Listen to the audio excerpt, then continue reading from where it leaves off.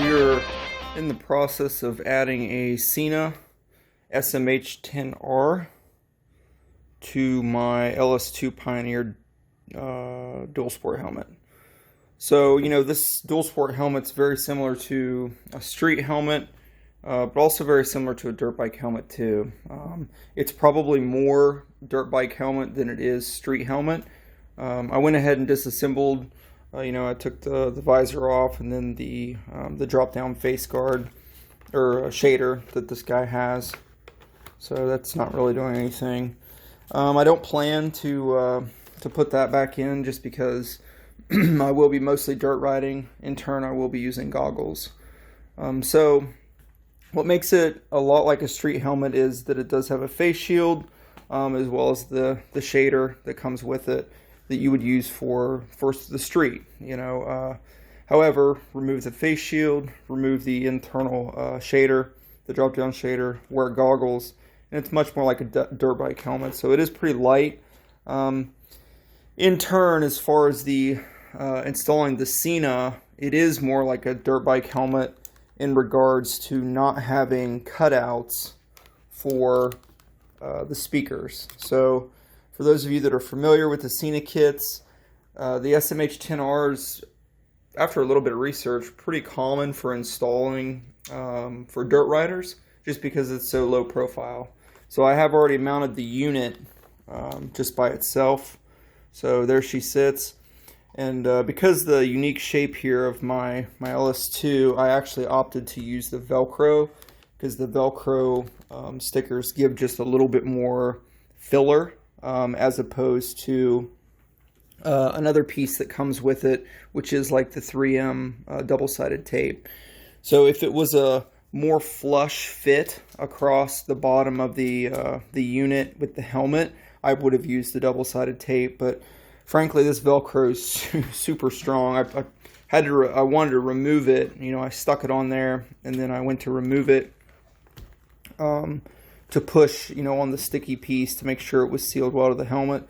It was kind of hard to get off, so there's definitely no chance of it going anywhere. I mean, this it's totally on there. So I chose here ultimately just because to keep this wire, as it feeds to the internals of the helmet, as low profile as possible. So ultimately, once the internal wires are going to feed up under the netting of the helmet, and I do have this guy right here to contend with. This is one design of the LS2 Pioneer. This is a hard piece right here, and then the internal the internal mesh just kind of snaps up against it. So this is a hard plastic unit, obviously for neck and rear impacts to the head. That's what it's really designed for. So as far as the battery goes, which is this mounting unit here, which in turn the battery pack slides down and mounts to it. I haven't decided how I'm going to do that yet, because it's very common to put the battery pack in the very rear of the helmet. But in this case, I'm going to check it out. I'm going to start with the speaker install. That's what I'm working on right now.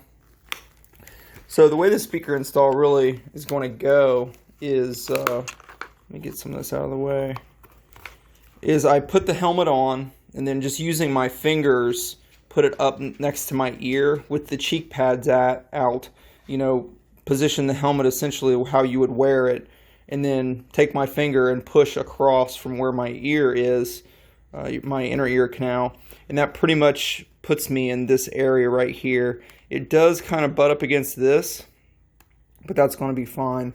So the speakers on the Sena, they have a few options. These are magnetic, which is often for street helmets.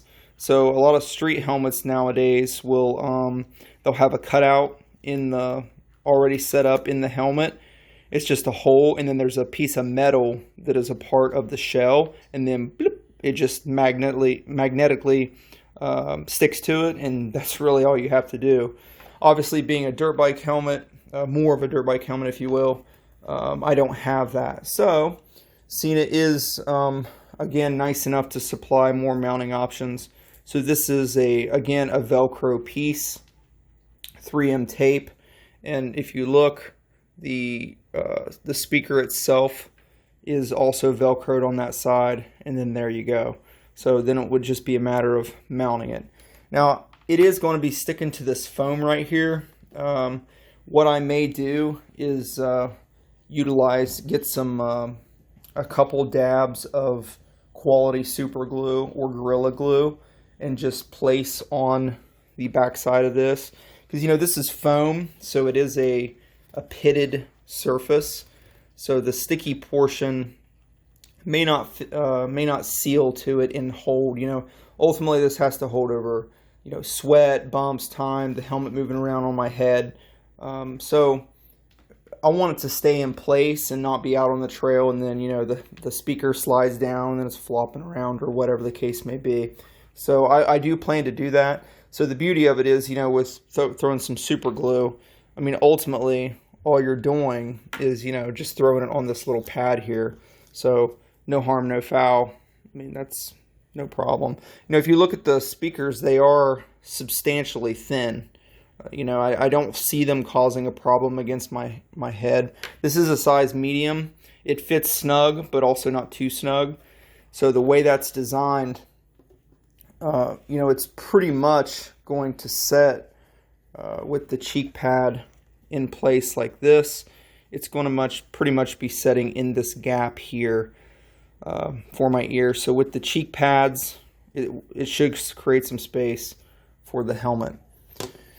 So again, that's pretty much what I got going on. I'm going to finish the install and then we'll come back and look at it and see how it's going. Alright, the install of the 10R is all done. Pretty easy overall, took a little bit of time. So just a few things that I chose to do. I did choose to mount the battery in the back of the helmet. It was the most flush location. I'm not super happy with the way the cable comes down. Essentially what I did was ended up putting a slit in this seal, and then from there it can go up around here. I put a piece of black tape over it just to cover it a little bit and maybe protect it. Shouldn't obviously cause a problem riding, but the main concern is, whenever I sit the helmet down on a hard surface, that over time it will take the surface will set up against that wire. My other option was to bring it down here and bring it in with the other main cable for the head unit itself. I considered it. I thought about it. I even considered doing running it and then putting maybe some liquid tape or something over it to seal it against the helmet. But it would, in my eyes, it would look a little bit not as clean, and then if something snagged it, it would basically rip it off. So with this, it's tucked down behind. I just have to be very cognizant of setting my helmet down on a surface. As far as the inside goes, I have everything all together, and I'm not going to remove the cheek pad. It was kind of a pain to get the cheek pad back in after I was done. But I use the longer microphone, and it basically rides the hard shell portion and then mounts right here and then plugs in to everything. All my wiring's down in there. The speaker, super easy, nothing to it. Sena provides the sticky Velcro that went to the foam. I moved it around a little bit, felt that there was really no need to do any kind of super glue or anything like that. So I just chose not to. I put it in. They're not going anywhere, and it actually works really well because as the cheek pad flap just sets over it, when it gets tucked up underneath the internal liner, it just sets like that, perfectly right against my ear. As far as the rest of the wiring, it's all just kind of resting back in here. It's funny, I really can't see it right now, but it's all kind of just chilling there. It's not underneath of the internal mesh netting.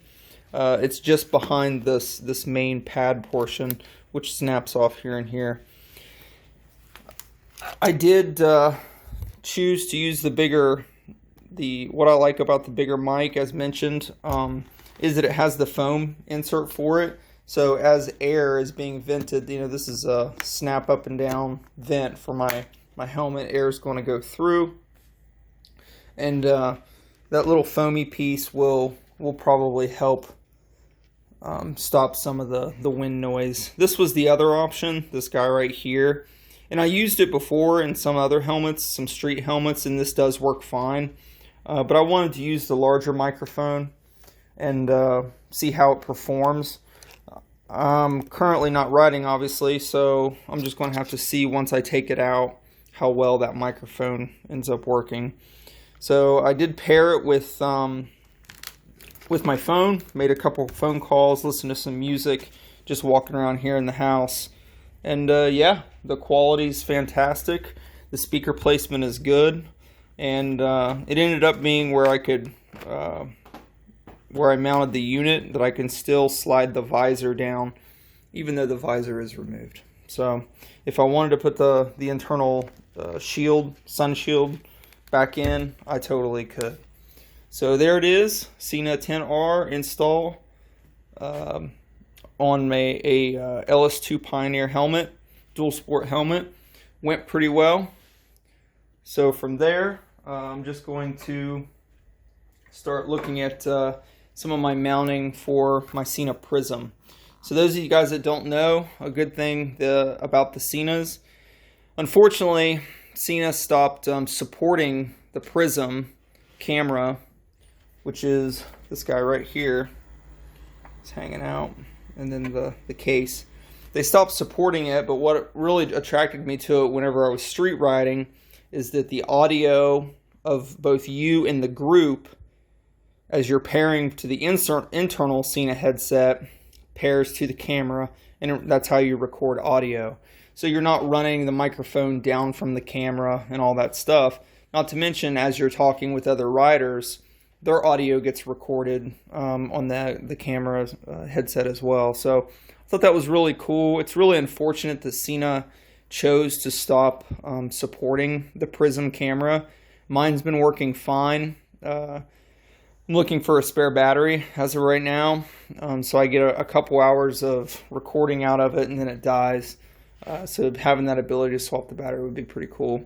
But I think it's going to work pretty well for dirt riding, and then we'll see how it does. All right, thanks for watching, guys.